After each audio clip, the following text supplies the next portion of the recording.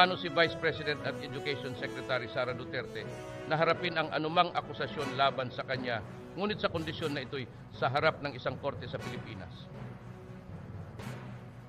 Tugon ito ni Duterte sa sinabi ni dating Senador Antonio Trillanes IV na dapat umano nakasama siya sa mga iniimbestigahan ng International Criminal Court or ICC kaugnay sa madugong giyera kontra droga dahil inaprubahan umano nito ang patuloy na tukhang operations noong panahon na siya ang alkalde ng Davao City.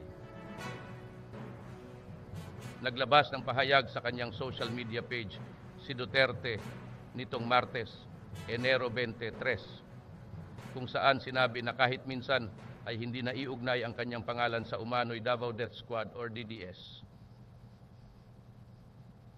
Subalit, matapos akong manalo bilang Vice President, bigla na lang nagkaroon ng testigo laban sa akin. At ngayon ay kasama na ako sa mga akusado sa International Criminal Court. Hindi ko kailangan ng death squad para sa mga bagay na kaya kong gawin. Ayon kay Duterte.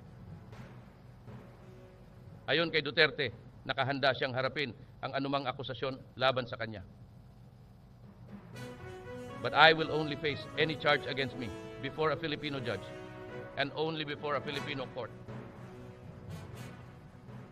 Tinabla ni Duterte ang paglahok o maging parte sa proseso ng ICC na para sa kanya ay hindi lamang magsasadlak sa kahihiyan sa bansa, kundi dudurog din sa dignidad ng ating mga huwes korte at buong justice system ng Pilipinas.